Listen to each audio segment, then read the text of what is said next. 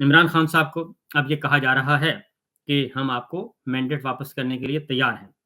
और इसके लिए फैसल वाडा कल एमकेएम के पास गए, मुलाकात की और बाहर आके जो गुफ्तगू की, वो पीपल्स पार्टी के खिलाफ नहीं थी, वो मुस्लिम लीग नवाज़ के खिलाफ थी। आजकल वो मुस्लिम लीग नवाज़ को बहुत ज़्यादा लताड़ रहे हैं और बहुत ज़्यादा लताड़ रहे हैं और कल राना सनाउल्लाह साहब ने तो डायरेक्ट जनरल आसिम मुनीर साहब को ये कह दिया टीवी पे बैठ के कि असल में फैसल वाडा जो हैं, ये हमें पता है कि ये क्यों ज़्यादा बोल रहे हैं। वो इसलिए बोल रहे हैं कि हमने एस्टेब्लिशमेंट के एक लाडले को हमने अकोमोडेट कर दिया है, यानी कि मोहसिन नकवी साहब को उन्होंने कहा कि हमने उनको अकोमोडेट कर दिया और उनको अकोमोडेट कर दिया है तो लेकिन दूसरा लाडला जो है वो बिल्कुल इस वक़्त सिर्फ़ एमएनए है और उसको वज़ारत नहीं मिली, तो उसे हम अकोमोडेट करने के लिए कह देंगे शहबाज शरीफ साहब को कि जनाब उनसे मुलाकात करें और उनको अकोमोडेट करें। यानी राना सनाउल्लाह साहब ने, जो कि मुशीर हैं शहबाज शरीफ साहब के और शरीफ ख़ानदान के बहुत ही क्लोज़ और मोतमद आदमी समझे जाते हैं, उन्होंने सीधा-सीधा जहाँ आसिम मुनीर साहब को पैगाम दे दिया कि जनाब ये जो फैसल वाडा साहब ने आपने फैसल वाडा को मैदान में उतारा हुआ है, वो इसलिए उतारा हुआ है कि हमने आपके एक लाडले मोहसिन नकवी को दे दिया है, वज़ारत दे दी है और इसको भी दे देते हैं, लिहाज़ा इसका मुँह बंद करवाएँ। तो ये कल एक मैसेज अलग ऐलान टीवी पे बैठ के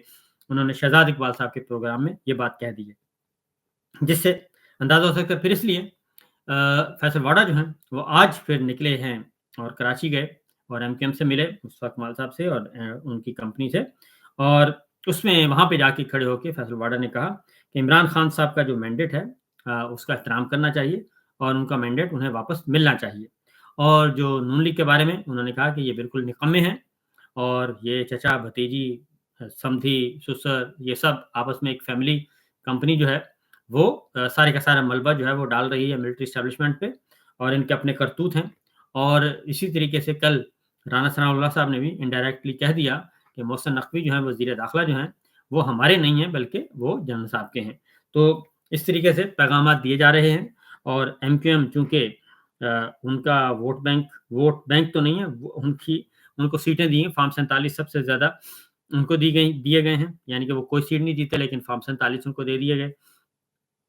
तो इसलिए उन्हें अब कहा गया ये सिग्नल्स दिए जा रहे हैं। तो इमरान खान साहब को पैगामात भिजवाए जा रहे हैं कि आप हमारे साथ अगर मामला तय करें, तो चीज़ें हम वापस ला सकते हैं, अदरवाइज़ फिर साथ ही धमकी भी दे दी जाती है।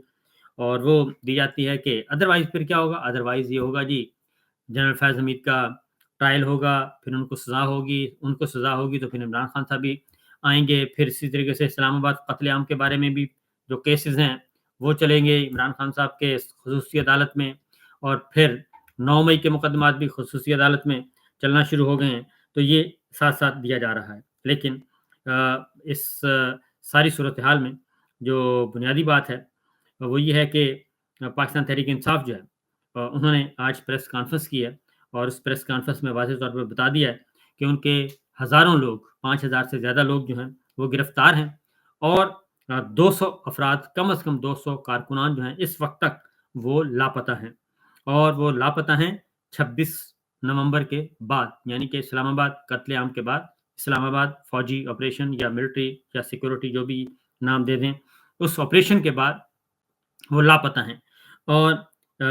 इसलिए उन्होंने कहा है कि जी हम इस सिलसिले में अपने वकला को हमने हिदायत कर दी हैं और हम बाकायदा तौर पे मुकदमात दायर करेंगे और एफआईआर्स और अगर एफआईआर नहीं होती तो फिर हम इस्तगासे दायर करेंगे और इस्तगासा भी क्रिमिनल केस होता है जी, फौजदारी के मुकदमात होते हैं और वो भी हम उस तरीके से हम अदालत में जाएँगे और फिलवक़्त हम अपना एविडेंस जो है, ऐसा एविडेंस जो कि हम कोर्ट ऑफ लॉ में जाके सबमिट कर सकें और साबित किया जा सके, उसके अकॉर्डिंगली हम अपनी तैयारियाँ कर रहे हैं और अपना एविडेंस तैयार कर रहे हैं, इकट्ठा कर रहे हैं, एविडेंस कलेक्ट कर रहे हैं क्योंकि अदालत में जाके बयान देना और उसके बाद फिर उस बयान पे कायम रहना ये काफ़ी एक है सख्त तरीन लम्हा है। उसकी वजह है कि जो रेजीम आपको लाशें नहीं दे रही, जो रेजीम आपको पोस्टमार्टम नहीं होने दे रही, जो रेजीम अस्पतालों में रेंजर्स तैनात कर रही है, वो कैसे मुमकिन है कि वो हुकूमत आपको बआसानी उन गवाहों को छोड़ देगी, जो गवाह आएँगे इस सारे वाक़े के चश्मदीद गवाह हैं। वो क्योंकि वहाँ पे कोई 2-4 100 2-4 हज़ार लोग नहीं थे, हज़ारों लोग थे اور ان ہزاروں میں سے ہی سینکڑوں لوگوں کو گولیاں لگیں اور ان میں سے پھر بیچارے اللہ کو پیارے ہوئے، شہید ہوئے۔ لہٰذا یہ جو معاملہ ہے یہ جا رہا ہے، پاکستان تحریک انصاف نے پریس کانفرنس کر کے اپنا آئندہ کا لائحہ عمل بھی دے دیا ہے اور بتا دیا کہ ان کے منیمم جو 200 افراد، کم از کم 200 سے زیادہ لوگ ابھی تک لاپتہ ہیں اور ہم مزید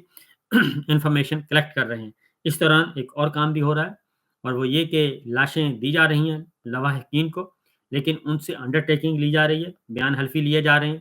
اور انہیں کہا جا رہا ہے کہ جناب آپ اس کو روڈ ایکسیڈنٹ شو کریں گے اور ان کو دفنا دیں گے اور زیادہ شور نہیں کریں گے۔ تو اس طرح کے کام بھی ہو رہے ہیں۔ تو زیادہ جب یہ سارا جبر کا نظام ایک سائڈ پہ ہوگا تب یہ چیزیں سامنے آئیں گی۔ اسی طریقے سے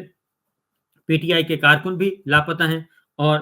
پہلے سنتے تھے کہ لاپتہ افراد جو ہیں وہ ہوتے ہیں، لیکن اب لاپتہ لاشیں بھی آنا شروع ہو گئی ہیں اور وہ بھی لاپتہ ہو جاتی ہیں اور جو شہید ہوئے لوگ ان کی لاشیں نہیں ہیں۔ آگے بڑھتے ہیں۔ اس ساری صورتحال سے یہ جو کچھ بھی جبر کا نظام جو قائم کرتے ہیں ان کو سبق حاصل کرنا چاہیے۔ ابھی کچھ عرصہ پہلے ہی شام کی مثال دی جا رہی تھی کہ اگر کسی نے اپنی دیکھنا ہے کہ آزادی، جنرل صاحب کا ہی ایک تقریر کا ایک اقتباس ہے کہ اگر کسی نے دیکھنا، نوجوانوں سے خطاب کر رہے تھے کہ شام سے جا کے پوچھیں آزادی کی قدر، ریاست کی قدر۔ تو شام کے عوام نے کل اپنے جو ان کے حکمران تھے 24 سال سے بشار الاسد اور 50 سال سے ان کا اقتدار جو ہے، اس سے پہلے ان کے والد تھے، 25 سال والد نے حکمرانی کی، 25 سال بیٹے نے کی، حافظ الاسد اور پھر بشار الاسد۔ 50 سال کا اقتدار جو ہے وہ کل زمین بوس ہو گیا اور نہ صرف زمین بوس ہوا بلکہ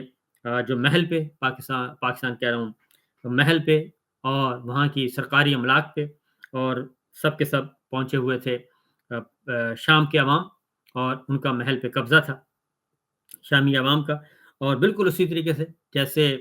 وہ جنوبی کوریا کے میں ہوا، بالکل اسی طریقے سے جیسے انہوں نے حسینہ واجد کا کھانا جو ہے پکا ہوا وہ کھایا، اور اسی طریقے سے حسینہ واجد جب فرار ہوئیں تب کھانا چھوڑ کے بھاگنا پڑا تھا، اور سری لنکا میں بھی یہی کچھ ہوا تھا۔ اور پھر اب وہی مناظر جو ہیں ہم نے دیکھ لیے ہیں شام میں،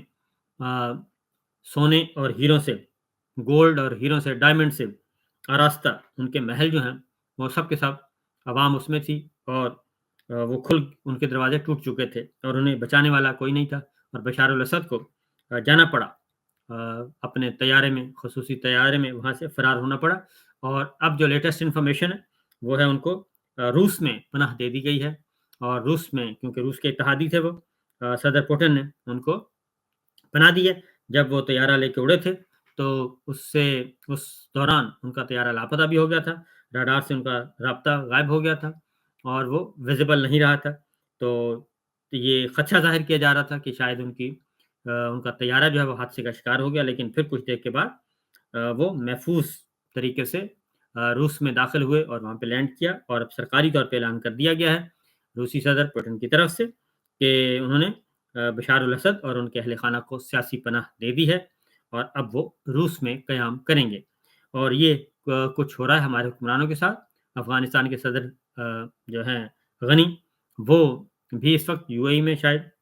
پناہ میں ہیں، اور حسینہ واجد بھارت کی پناہ میں ہیں، اور بشار الاسد روس کی پناہ میں ہیں۔ تو یہ جو طاقتور حکمرانوں کا یہ حال ہوتا ہے، جن کے ساتھ عوام نہیں ہوتے یا جو عوام پہ ظلم کرتے ہیں، تو پھر یہ بھی ہوتا ہے۔